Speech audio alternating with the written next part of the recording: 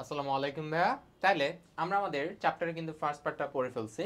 এখন হচ্ছে আমরা বেসিক্যালি আমাদের পেশি নিয়ে আলোচনা করব এবং আমাদের এই পেশি এবং এছাড়াও টেন্ডন, লিগামেন্ট এবং এগুলো কিভাবে কাজ করে এগুলো বিস্তারিত এখন আমরা আলোচনা করব। ঠিক আছে, আসি। তাহলে আমরা পেশি সম্পর্কে মোটামুটি অনেকে অনেক কিছু জানি, তাই না? কঙ্কাল পেশি, অনুচ্ছিক পেশি, ঐচ্ছিক পেশি, এগুলো নিয়ে কিন্তু আমরা আগের শ্রেণীতে কিন্তু খুব ভালো করে পড়াশোনা করে আসছি। ঠিক আছে, যতটুক দরকার আমরা মোটামুটি পড়ছি। ঠিক আছে, এখন আমরা বেসিক্যালি এগুলা চাইতো তারা বেসিক্যালি আমাদের কি কাজ করে, কিভাবে হেল্প করে, কিভাবে আমরা একটা মাসেলের সাহায্যে একটা হাত কিংবা পা এগুলো নড়াচড়া করতেছে, অর্থাৎ চলনের ক্ষেত্রে পেশির গুরুত্ব, এগুলোতে আমরা ফোকাস বেশি করব। আচ্ছা, তাহলে তোমরা এই জিনিসগুলো জাস্ট পড়ে রাখবা কিসের জন্য? তুমি সৃজনশীলের লেখার জন্য। ঠিক আছে, এই যে এখানে 5টা দেয়া আছে, 5টা ভালো করে মুখস্থ করে ফেলতে হবে। যে পয়েন্টগুলো আমি বলতেছি না আলাদা করে, আমি পরবর্তীতে ব্যাখ্যা করে দিচ্ছি, যে সেগুলো মুখস্থ করবে, এটা মাথায় রাখো। আসি, ঠিক আছে। আচ্ছা, এখন আমরা যেটা নিয়ে আলোচনা করবো, এই টপিকটা খুবই গুরুত্বপূর্ণ। আমি এটাতে 3টে স্টার দিচ্ছি বিকজ এই টপিক থেকে কোয়েশ্চেন আসবে। ঠিক আছে, আমি যে যে টপিক থেকে কোয়েশ্চেন আসবে বলতেছি ওগুলো একটু ভালো করে পড়বা বিকজ ওখান থেকে কোয়েশ্চেন আসার প্রবাবিলিটি অনেক বেশি। আচ্ছা, আসি।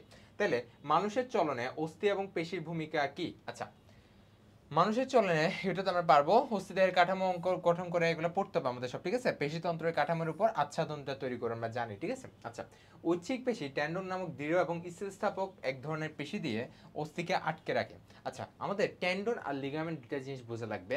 এগুলো সম্পর্কে বিস্তারিত তো আমরা পড়বই, বাট একটা জিনিস জাস্ট মাথায় রাখো, আমাদের তোমাকে চিত্র দিয়ে দেখালে খুব জিনিসটা ভালো হবে। ঠিক আছে, তার আগে আমরা জিনিসটা একটু পড়ে নেই।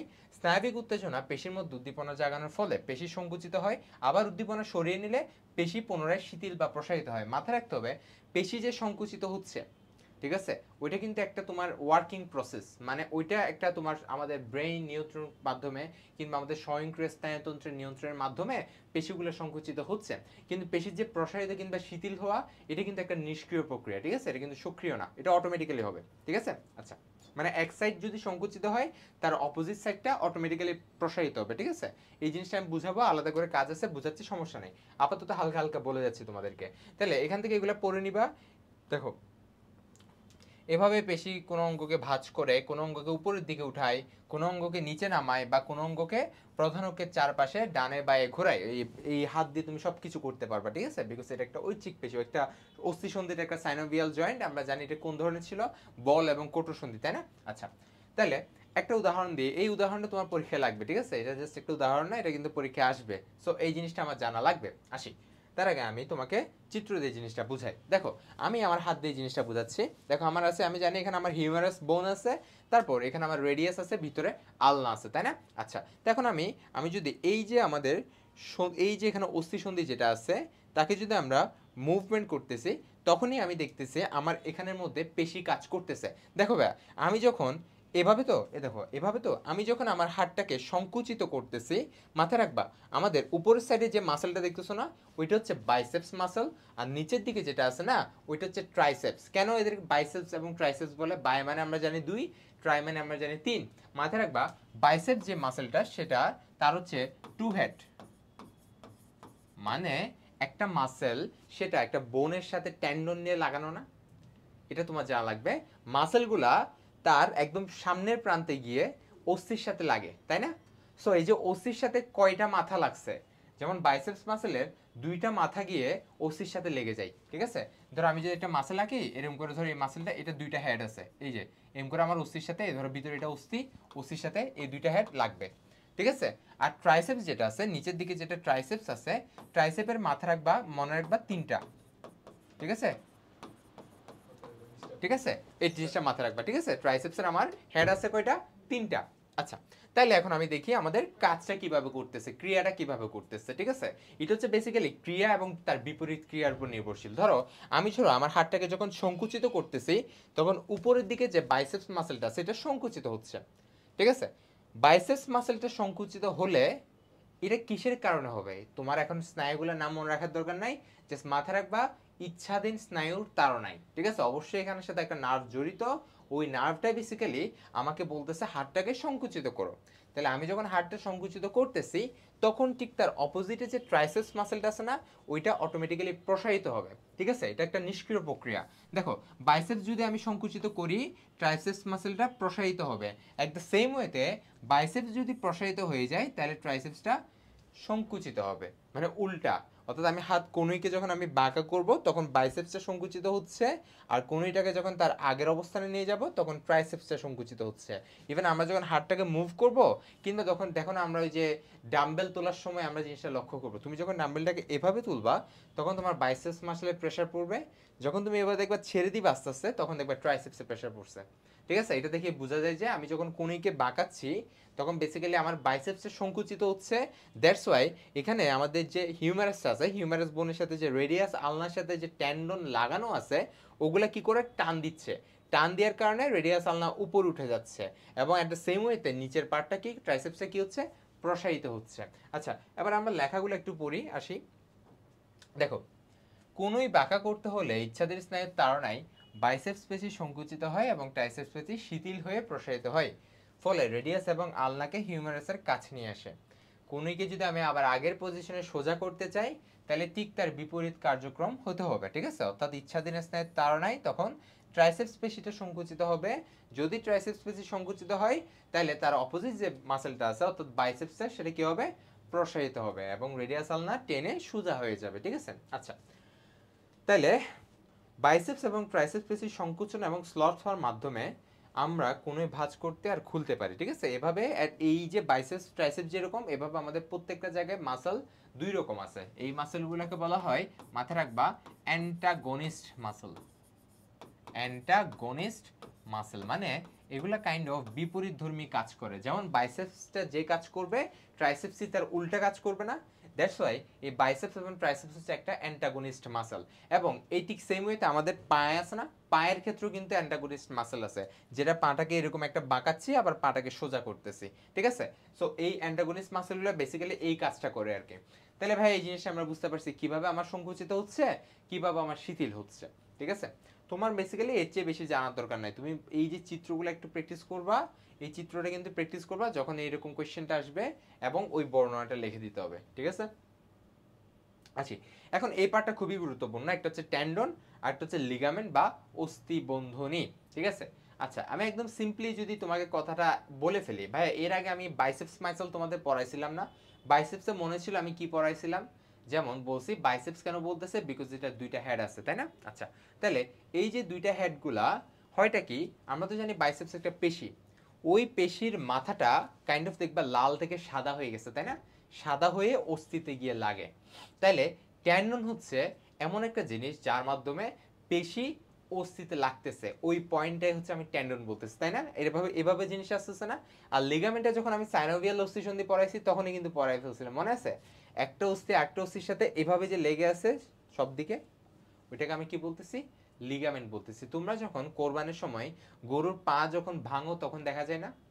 তখন তোমরা ঠিকই দেখবা যখন আমি পাটাকে ভাঙতেছি, মনে পড়ে ওখান থেকে কিন্তু একটা ফ্লুইড বের হয়ে যায়, ওইটা হচ্ছে সাইনোভিয়াল ফ্লুইড। ঠিক আছে, সাইনোভিয়াল ফ্লুইড তো বুঝতেছি। এখন যখন আমি ছুরি দিয়ে যে পার্টটা কাটতেছি সাদা সাদা, ওইটা হচ্ছে লিগামেন্ট। বুঝতে পারছি? আচ্ছা, বিস্তারিত পড়বো, আসো। তাইলে ট্যান্ডন হচ্ছে কাইন্ড অফ একটা রজ্জুর মতো জিনিস। ঠিক আছে, মানে দড়ির প্রান্তভাগ, এই দেখো, মাংসপেশির প্রান্তভাগ দড়ি বা রজ্জুর মতো শক্ত হয়ে অস্থির গায়ের সাথে সংযুক্ত হয়। যেমন একটা মাংস তো ডিরেক্ট অস্থির গায়ে লাগতে পারে না, তাই না? ওকে একটা বিশেষ মডিফিকেশন করতে হবে, ওকে একটু শক্ত হয়ে রজ্জুর মতো হয়ে তারপর তাকে কি অস্থির সাথে লাগা লাগবে। ঠিক আছে, আচ্ছা, এটাকেই বলা হচ্ছে আমরা কি, ট্যান্ডন। আচ্ছা, তাহলে তুমি এই যেখান থেকে এখান থেকে সংজ্ঞাটা পড়তে হবে। কেন পড়তে হবে? আমার কয়ের জন্য পাওয়া লাগবে। মাংসপেশির প্রান্তভাগ দড়ি বা রজ্জুর মতো শক্ত হয়ে অস্থির গায়ের সাথে সংযুক্ত হয়, এই শক্ত প্রান্তকে আমরা কি বলতেছি, ট্যান্ডন বলতেছি। সংজ্ঞাটা মুখস্থ করতে হবে। ঠিক আছে, এখন আমরা খতে যখন আসবে ট্যান্ডন বলতে কি বুঝো, বাইরে কি কাজ করতেছে, তখন এই পার্টগুলো লেখা লাগবে। ট্যান্ডন ঘন শ্বেততন্তুময় যোজক টিস্যু দ্বারা গঠিত। শ্বেততন্তুময় অর্থাৎ আমাদের হোয়াইট ফাইবার যেগুলো আছে, শ্বেততন্তুময়ের কারণেই তোমরা দেখবে ট্যান্ডনটা কাইন্ড অফ সাদা সাদা হয়ে থাকে না? এখানে হয়তো বা তোমাদের চিত্র দিছে। এই ধরনের টিস্যুর আন্তঃকোষীয় পদার্থ বা ম্যাট্রিক্সে শাখা প্রশাখাবিহীন শ্বেততন্তু ছড়ানো থাকে। দ্যাটস ওয়াই যেখানে শ্বেততন্তু ছড়ানো থাকবে কানেকটিভ টিস্যুতে, সেখানে আমরা জিনিসটাই কি দেখবো, সাদা দেখবো। ঠিক আছে, আচ্ছা, এরা গুচ্ছাকারে বা পরস্পর সমান্তরালভাবে বিন্যস্ত থাকে। এইভাবে তোমার এই যে ধরো গুচ্ছাকারে বা সমান্তরালভাবে বিন্যস্ত থাকার একটি উদ্দেশ্য যাতে কাঠামোটা মজবুত হয়। এভাবে অনেকগুলা এই যে তোমার রজ্জুগুলা একসাথে মিলিত হয়। যেমন আমরা দড়িকে যখন দেখো না খুলে ফেলতে পারি, অনেকগুলো ছোট ছোট দড়ি মিলে একটা মোটা দড়ি তৈরি করছে যেটা খুবই শক্ত, তাই না? এটাও কিন্তু সেম। অনেকগুলো ছোট ছোট রজ্জু মিলে সেটা একটা আটি ফর্ম করে। কিভাবে? অনেকগুলো তন্তু একত্রে আটি বা বান্ডিল তৈরি করে, আটিগুলো একত্রে দলবদ্ধ হয়ে আটিগুচ্ছ তৈরি করে। ওই আটিগুচ্ছগুলো আবার তন্তুময় টিস্যুগুচ্ছ বা অ্যারিওলার টিস্যু দিয়ে বেষ্টিত হয়ে আরো বড় আটিতে শ্রেণীবদ্ধ হয়। অ্যারিওলার টিস্যুর দৈর্ঘ্য বরাবর টেন্ডনের মধ্যে লুসিকা নালী, রক্তনালী, স্নায়ু প্রবেশ করে। ঠিক আছে, তাহলে জিনিসটা বুঝতে পারছি। দেখো, ফার্স্টে অনেকগুলা তন্তু মিলে একটা বান্ডেল তৈরি করবে, ওই আবার অনেকগুলা বান্ডেল মিলে একটা বান্ডেল গুচ্ছ তৈরি করবে। ওই বান্ডেল গুচ্ছগুলা একটা বাইরে একটা আবরণ দিয়ে আবৃত হয়ে, ওই যে দেখো না তারের বাইরে একটা লেয়ার দিয়ে আবরণ দিয়ে ফেলে, ভিতরে ছোট ছোট অনেকগুলো তার আছে, এক্সাক্ট সেম আর কি। তো বাইরে একটা কি অ্যারিওলার টিস্যুর একটা আবরণ থাকে। অ্যারিওলার টিস্যু মানে এখানে বিভিন্ন জিনিস পরিবহন করবে, যেমন রক্তনালী, লসিকা নালী কিংবা স্নায়ু, এই তিনটা পরিবহন করবে। ঠিক আছে, কারণ আমরা তো জানি পেশির মধ্যে কি সাপ্লাই দরকার, এই তিনটা সাপ্লাই অবশ্য দরকার। কোন একটা জিনিসের মধ্যে আমাদের এই তিনটা সাপ্লাই অবশ্য দরকার। রক্তনালী থাকা লাগবে, রসিকা নালীও থাকা লাগবে এবং স্নায়ু থাকা লাগবে, এটা আমরা সবাই জানি, তাই না? লাল, নীল, হলুদ, ঠিক আছে না? লাল লাল হচ্ছে আমাদের মেইনলি ধমনী পরিবহন নির্দেশ করে, তাই না? আর নীল নীল দিয়ে আমরা জানি শিরা পরিবহন নির্দেশ করে। আর হলুদ মানে মাথায় রাখবা স্নায়ু পরিবহন। ঠিক আছে, এভাবে যখন তুমি রঙিন চিত্র দেখবা, এই তিনটা মানে এই তিনটা কালার দিয়ে তিনটা জিনিস ডিফাইন করে, এগুলো কিন্তু ফিক্স। ঠিক আছে, আসি পেশি এবং টেন্ডন তন্তুগুলো পেশিতন্তু সার্কোলেমায় সংযোজিত হয়। পেশি এবং টেন্ডনের সংযোজককে আরও শক্তিশালী করার জন্য টেন্ডনের আতিগুচ্ছ বেষ্টনকারী এরিউলার টিস্যু পেশি বান্ডিল এবং আর্টির বরাবর আবরক টিস্যুর সাথে অবিচ্ছিন্ন যোগাযোগ তৈরি করে। এই যে দেখো, আমরা জানি পেশিতন্তুর একক কিন্তু সার্কোলেমা, তারা সার্কোলেমার পেশি বলে, আমরা যে পেশির যে এককগুলো এগুলো আমরা আগেও পড়ে আসি, তাই না? সার্কোলেমা তন্তু বলতেছি। ঠিক আছে, সো টেন্ডন তন্তুগুলা পেশির সাথে ডিরেক্ট সার্কোলেমা তন্তুর সাথে সংযোজিত হচ্ছে। হওয়ার পরে জিনিসটাকে একদম একটা ফিক্স একটা তোমার কি একটা লেয়ার তৈরি করতে হবে না, ফিক্স একটা তোমার ফর্ম দিতে হবে না। এই জন্য কি করে, এই যে তোমার এরিউলার টিস্যু যেটা আমাদের টেন্ডনের উপরের মধ্যে আছে, পেশি বান্ডেলগুলা, এবং আমরা জানি পেশি বান্ডেল তো কি কি আছে জানি না, একটা পেশি কি কি দিয়ে ফর্ম হয়, অ্যাক্টিন এবং মায়োসিন তন্তু। এই অ্যাক্টিন এবং মায়োসিন তন্তুগুলো অনেকগুলা তন্তু একসাথে মিলে বান্ডেল তৈরি করে। ওই বান্ডেলগুলো আবার একসাথে মিলিত হয়ে ফাইনালি বড় একটা পেশি তৈরি করতেছে, তাই না? ওই যে গরুর মাংস ছেঁড়ার সময় আমরা দেখি না অনেকগুলো ফাইবার আলাদা হয়ে গেছে, ওগুলা বেসিক্যালি একদম ন্যানো ভাবে যদি আমরা দেখি তাহলে ওগুলাই অ্যাক্টিন মায়োসিন। ঠিক আছে, আচ্ছা দেখো, টেন্ডনটা দ্যাটস কি হয়, বেশ শক্ত হয়। অস্থি বা পেশির তুলনায় টেন্ডনের ভেঙে বা ছিঁড়ে যাওয়ার সম্ভাবনা অনেক কম। তবে কোনোভাবে যদি ছিঁড়ে যায় তাহলে সহজে জোড়া লাগে না, এগুলো কিন্তু জানা লাগবে, সবগুলো পড়া লাগবে। বিকজ আমরা দেখতেছি আমাদের প্রাথমিক লাইফে হাড় ভেঙে যাচ্ছে, আমরা বলি না মচকাই গেছে, তাই না? অথবা স্প্রিং হয়েছে, ঠিক আছে, এরকম কিছু টার্ম আছে। ঠিক আছে, অথবা তার জায়গা চেঞ্জ হয়ে গেছে, স্থানচ্যুতি বলে আর কি, হাড়ের স্থানচ্যুতি। দেখুন ওই যে গ্রামের মধ্যে কিছু এই হাতুড়ে ডাক্তার আছে যারা এরকম তেল মালিশ করে হাড়টাকে আগের জায়গায় নিয়ে যায়, তাই না? এরকম আছে না? সো যাই হোক, ওগুলা উচিত না, ওভাবে করা উচিত না। তাহলে ওগুলা বেসিক্যালি টেন্ডন কিংবা লিগামেন্ট এগুলা রাপচার হওয়ার কারণে হচ্ছে। ঠিক আছে, আসি পেশিবন্ধনী পেশি প্রান্তের রজ্জুর মতো শক্ত হয়ে অস্থির সাথে সংযুক্ত থাকে। পেশি ও অস্থির সাথে আবদ্ধ হয়ে দেহ কাঠামো গঠনে, দৃঢ়তা দানে, অস্থিবন্ধনী গঠনে সাহায্য করে এবং চাপ টান, এটা সবচেয়ে গুরুত্বপূর্ণ, টেনসাইল স্ট্রেনের বিরুদ্ধে যান্ত্রিক প্রতিরোধ গড়ে তোলে। ঠিক আছে, আচ্ছা কোন একটা যখন আমি মুভমেন্ট করতেছি তখন এখানে একটা টান পড়তেছে না, ওই টানটাকে প্রতিরোধ করতেছে কিন্তু টেন্ডন, বিকজ পেশি থাকলে কিন্তু ছিঁড়ে যেত অবশ্যই। ঠিক আছে, সো টেন্ডন এভাবে মডিফিকেশনের একটাই উদ্দেশ্য, যাতে সে আমার যে ফোর্সগুলা দিচ্ছি কিংবা ইনস্ট্যান্ট যে আঘাত পাচ্ছি তার বিরুদ্ধে যাতে প্রতিরোধ করতে পারে, সহজেই আমার কি হয় না, টেন্ডন ছিঁড়ে না, দ্যাটস ওয়াই। ঠিক আছে, আবার ছিঁড়লে কিন্তু সহজে জোড়া লাগে না। আচ্ছা, এখন আমরা লিগামেন্ট নিয়ে পড়বো। ভাই টেন্ডন তাহলে আমরা বুঝতে পারছি, টেন্ডনের চিত্র আমরা মোটামুটি আমরা দেখাবো। ঠিক আছে, এখানে তোমাদের টেন্ডনের চিত্র দিচ্ছে, সমস্যা নেই, দেখাবো। আচ্ছা, তাহলে লিগামেন্টের সংজ্ঞাটা মুখস্থ করতে হবে, পাতলা কাপড়ের মতো কোমল অথচ দৃঢ় স্থিতিস্থাপক যে বন্ধনী দিয়ে অস্থিগুলো পরস্পরের সাথে সংযুক্ত থাকে। দেখো একটা জিনিস মাথায় রাখবা, টেন্ডন টেন্ডন মানে হচ্ছে অস্থি প্লাস পেশি।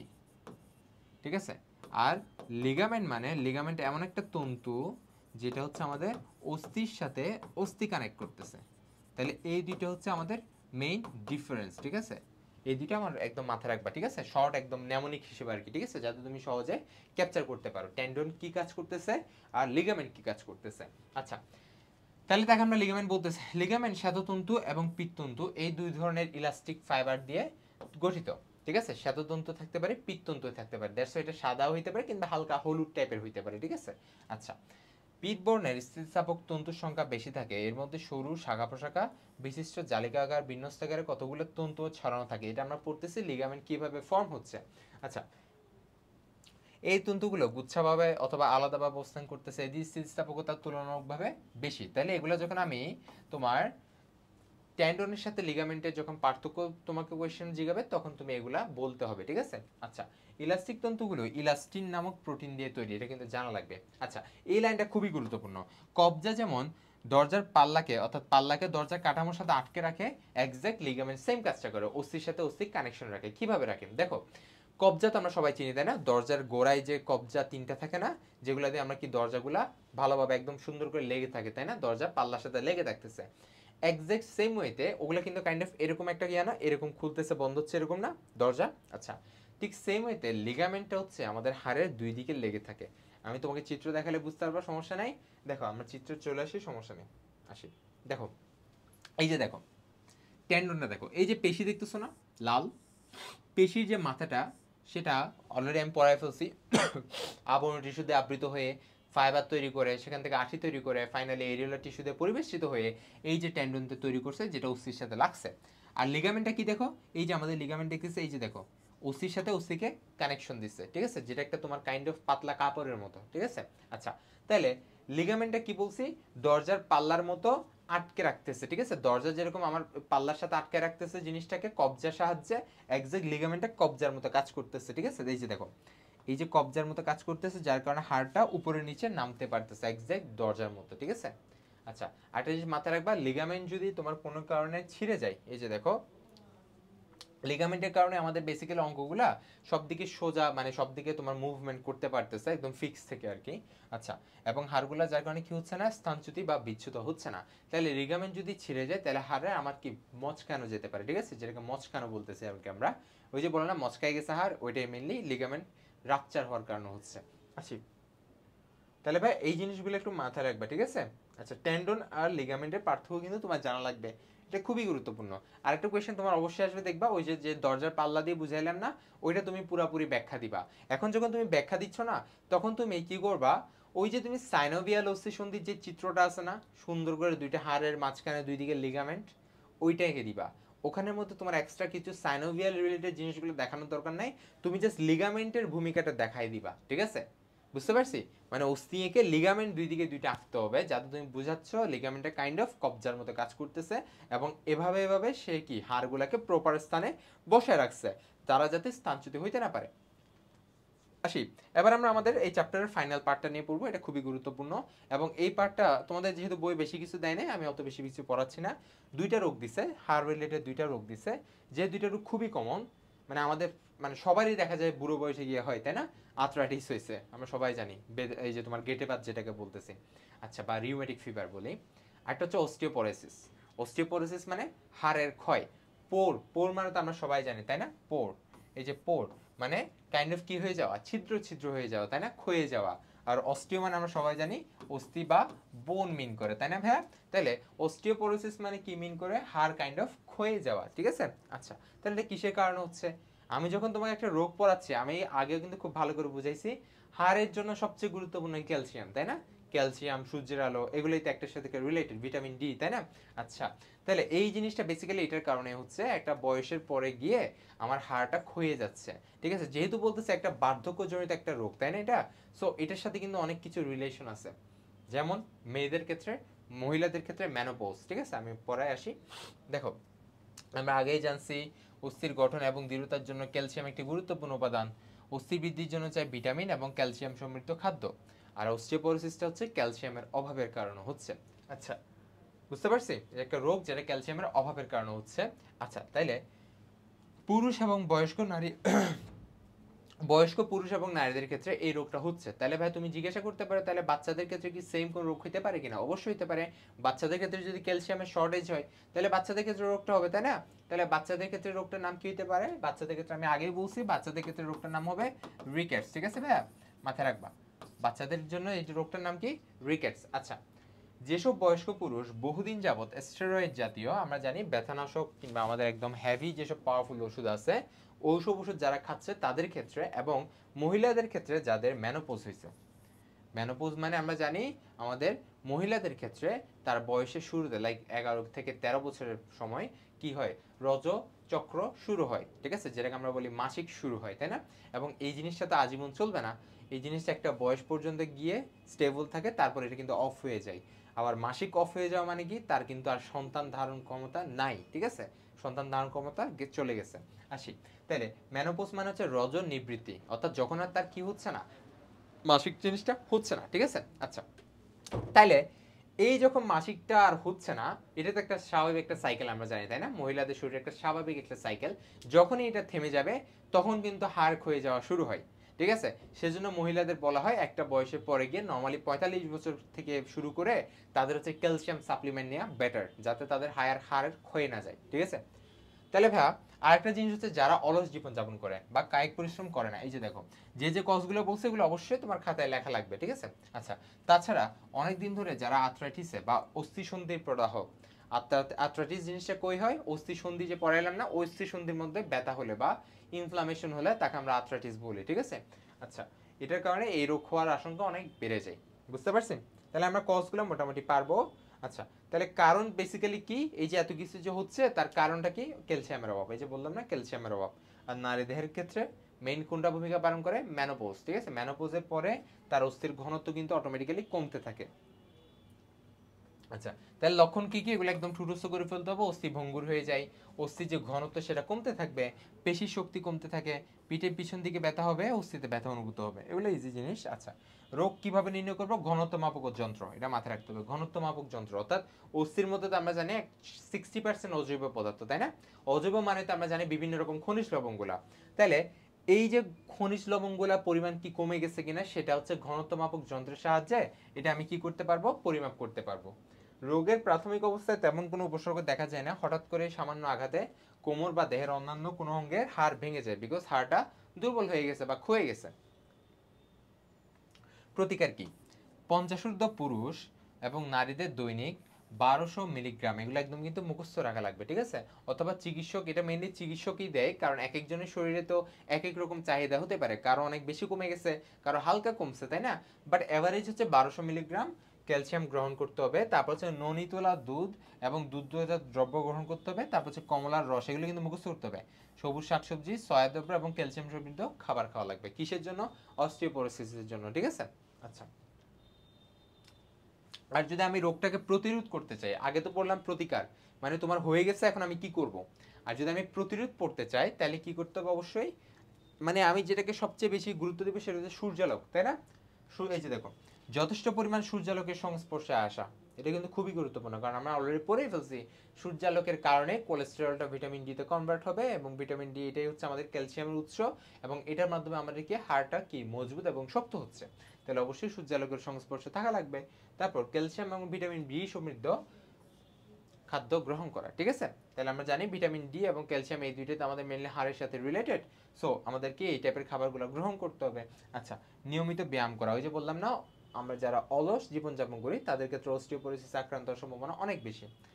তারপর হচ্ছে আমাদের সুষম এবং আঁশযুক্ত খাবার গ্রহণ করা, এটা প্রায় সবগুলো রোগের ক্ষেত্রেই এটা একটা সলিউশন, কি আঁশযুক্ত বা রাফেজ জাতীয় খাবারগুলো গ্রহণ করা। আচ্ছা, সেকেন্ড যেটা আমরা পড়বো সেটা হচ্ছে বেসিক্যালি এটা খতে আসে, ঠিক আছে, এটা গ থেকেও খতে বেশি আসে।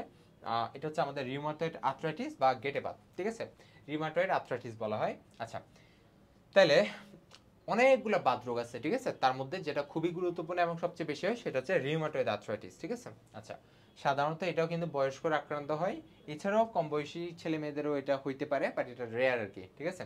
আচ্ছা, আর কম বয়সী ছেলে মেয়েদের হলে তাকে আমরা বেসিক্যালি রিউমাটিক ফিভার বলি, রিউমাটিক ফিভার বলি, ঠিক আছে। আচ্ছা, এই যে দেখো, রিউমেটিক ফিভার বা বাতজ্বর বলা হয়, বা অন্য কোনো রোগের লক্ষণ হতে পারে, ঠিক আছে, যেটা আমরা আগের চ্যাপ্টারে কিন্তু পড়ে আসছিলাম, মনে আছে? রিউমেটিক ফিভার কিন্তু পড়ে আসছিলাম 6 নম্বর চ্যাপ্টারে, মনে হয় তাই না, 6 নম্বর চ্যাপ্টারে পড়ে আসছিলাম। অস্থিসন্ধিতে ওষুধের প্রকারভেদ অনুসারে চিকিৎসা পার্থক্য হয়, দুইজন ব্যক্তি দুটি ভিন্ন প্রকারের অস্থিসন্ধির অসুখ আক্রান্ত হলেও তাদের লক্ষণ আপাতদৃষ্টিতে একই রকম হতে পারে, সেক্ষেত্রে দুইজনের ভিন্ন প্রকারের চিকিৎসা প্রয়োজন। এই জন্য বিশেষজ্ঞ চিকিৎসকের পরামর্শ ছাড়া বাতের চিকিৎসা করা উচিত নয়, ঠিক আছে। বাত সম্পর্কে আমরা সবাই জানি, বাতের ব্যথা সবাই বলে, তাই না? এবং এটা একটা লং লাস্টিং, এবং এটা সচরাচর একদম পুরাপুরি কি করা সম্ভব না, ডিরেক্ট ট্রিট করে ফেলা সম্ভব না, ঠিক আছে? সো এটার জন্য আমাদের আগে থেকে কিন্তু কি করতে হবে, প্রতিরোধের ব্যবস্থা নিতে হবে, যথেষ্ট খাওয়া দাওয়া এগুলো সব ঠিক রাখতে হবে। দেখি তাহলে আমাদের প্রতিরোধ করার জন্য কি করা লাগে, লক্ষণ তো আমরা পারবো। এক্ষেত্রে কিন্তু অস্থিসন্ধিতে যেহেতু প্রদাহ হয়, এই ক্ষেত্রে কিন্তু তোমার আগে যেটা পড়ছি, আগেরটা পড়ছে কিন্তু হাড় ক্ষয়ে যাচ্ছে, ঠিক আছে, হাড়ের মজবুত ধর্মটা কমে যাচ্ছে। আর এটা কি পড়বো, এটা হচ্ছে গিটে প্রদাহ বা ব্যথা হচ্ছে, ঠিক আছে। অস্থিসন্ধিগুলো শক্ত হয়ে যায়, অস্থিসন্ধি নাড়াতে কষ্ট হয় এবং কি গিট ফুলে যায়। গিট মানে আমার অস্থিসন্ধির যেখানে সন্ধিটা ওখানে হচ্ছে গিট বলতেছি, ওই গিটে ব্যথা হয় বা গিটটা ফুলে যায়, ঠিক আছে। আচ্ছা, তাহলে প্রতিকার কিভাবে করব, বয়স্কদের বেলা আমি তোমাকে অলরেডি বলছি, এই রোগটা আমরা বেসিক্যালি পুরাপুরি সারাতে কিন্তু পারবো না, ঠিক আছে। আচ্ছা, তাছাড়াও আমি আগে যখন তোমাকে অস্টিওপরোসিস পড়াইছিলাম, এখানে আমি যখন আর্থ্রাইটিস পড়াচ্ছি, এক্ষেত্রে বিষয়গুলো অনেকটা সেম বাট কজ ডিফারেন্ট। মানে অনেকেই হচ্ছে আমাদের বাত জ্বর আর আমাদের রিউমেটিক যে আর্থ্রাইটিস, এই দুইটা জিনিস সেম করে ফেলে, বাট জিনিসটা ডিফারেন্ট। বয়স্কদের ক্ষেত্রে আর্থ্রাইটিসটা হবে, আর বাচ্চাদের ক্ষেত্রে আমার কোনটা হবে, বাচ্চাদের ক্ষেত্রে আমার বাত জ্বরটা হবে, ঠিক আছে, যেটা বেসিক্যালি একটা ব্যাকটেরিয়ার কারণে হচ্ছে। আচ্ছা, তাহলে প্রতিকার মোটামুটি সবগুলা সেম। আমার রোগটা কিন্তু হয়ে গেছে, এখন আমি কিভাবে জিনিসটা কন্ট্রোল করবো, আমি বলছি এটা পুরোপুরি ট্রিট করা পসিবল না।